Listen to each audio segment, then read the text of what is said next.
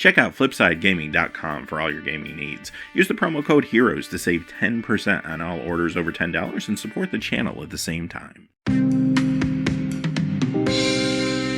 Hey there, this is John from Heroes and Legends, and welcome to our tournament roundup. Today we're going to look at the results from last weekend's Grand Prix Copenhagen, as well as the Star City Games Invitational, and some of the other smaller tournaments that Star City Games was holding last weekend as well. As always, we're going to look at the results and some of the key deck lists. Quickly before we get started though, just a fast reminder, if you check out the description below, you'll find a few ways to help support what we do here at the channel, one of which is our Patreon page. You're also going to find links to products on Amazon down below. If you make any purchases on Amazon, no matter what it is, once you go through the link, we'll get a small percentage for the channel. Finally, Flipside Gaming still offering a promo code for our viewers.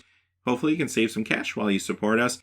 And as always, thank you not only to the folks that look at those links, but to all the viewers. Y'all make the channel what it is. Let's get into it though.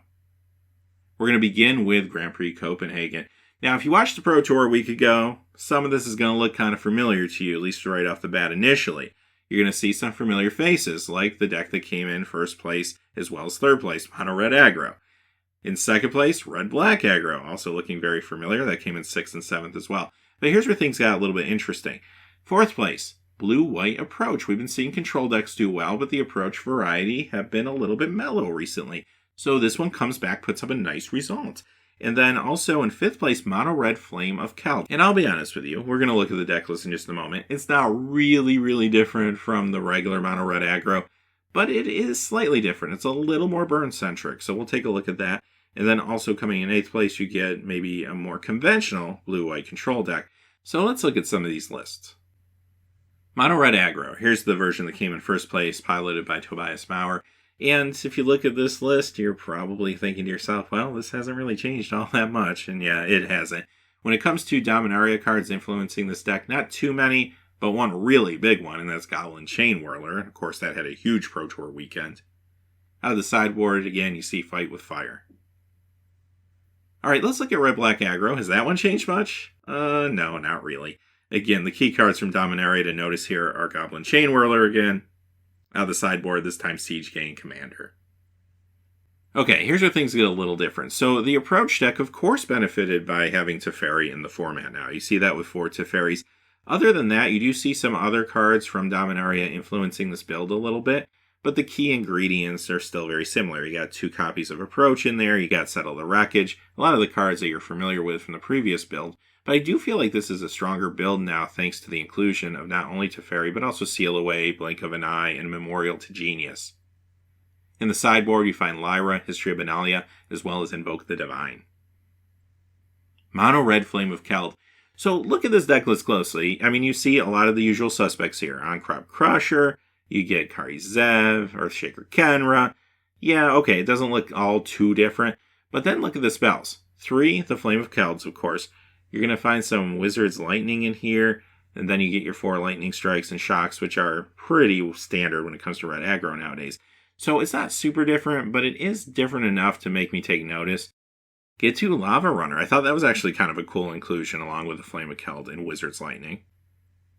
And we saw Squee the Immortal in the sideboard. 8th place, we had a more traditional white-blue control deck.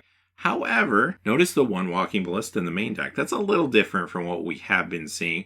Other than that, here's the cards from Dominaria, and they're not too different. Teferi, Seal Away, Gideon's Reproach, Blink of an Eye, Memorial to Genius. Out of the sideboard, you get Lyra, some more Gideon's Reproach, and Invoke the Divine.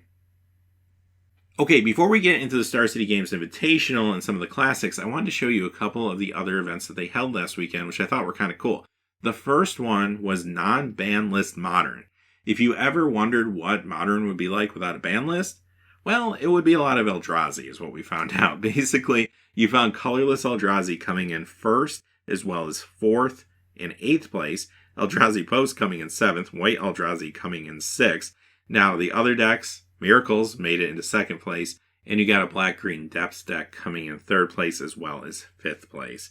So actually it was kind of cool to watch if you had a chance to watch some of this on camera. I won't go into the deck list because I don't think they impact a lot of people. The other event that I thought was really cool was a Pauper event. This is probably one of the bigger Pauper events that has happened. Definitely the biggest one Star City Games has put on, I know. So Elves came in 1st, and coming in 2nd, 3rd, and 4th, maybe not too surprising, is a Delver. I mean, that's a very good deck. 5th place, you got White-Red Monarch. 6th place, Mono-Black Control. 7th place, Blue-Black Control. 8th place, Abzan Tortured Existence. All right, let's move on to the standard portion of the Invitational. Now, keep in mind, these are the top 8 players, and they ran standard decks. We're also going to look at their modern decks in a moment, too. But it is very possible that some of these standard decks may have underperformed, but got propped up by other decks. So just remember that when we go through these results. But let's look at what standard decks they were playing. Mono-Red Aggro coming in first, okay. Blue-White Gift came in second, though. That's a little different. Esper Control coming in third. We did see that in the top 8 of the Pro Tour again. 4th place, Mono-Red Aggro. 5th place, Red-Black Aggro as well. 6th. 7th place, another Esper Control. And 8th place, we got Blue-White Historic. So a little different. Let's look at some of the lists. We'll begin with the 2nd place Blue-White Gift deck. Now, the gift decks have been good in the past. This time around, since Dominaria came out, they have struggled a little bit. Early on, we saw them converting from Izzet into Red, and then we saw an Izzet one do a little better again. But here we are now back to the Azorius version, and it put up a pretty good result. That's actually very encouraging for fans of this type of deck, no doubt.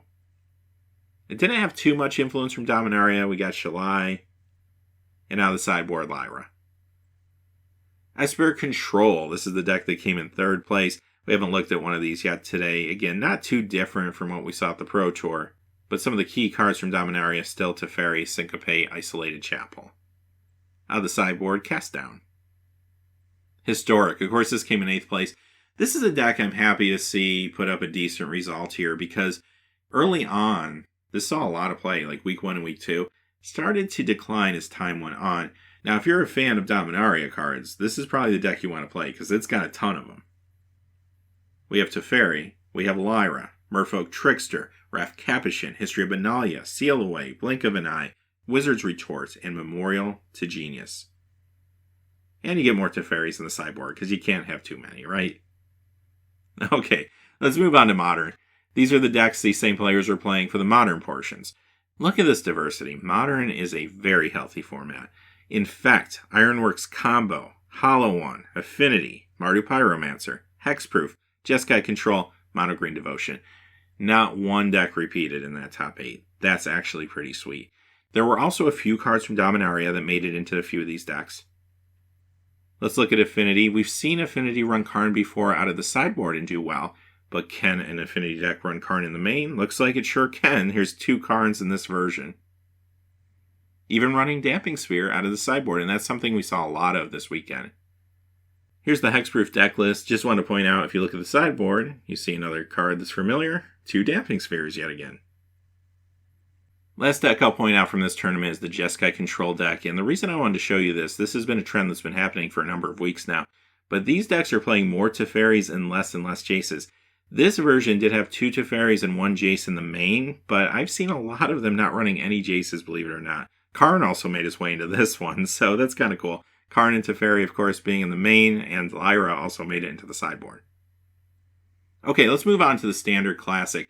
Now, the Classic events are a little bit smaller than some of the other events that we look at sometimes, but they still are major tournaments, and you definitely want to pay attention to the results. And here we do see some different decks again creep in, so that is encouraging.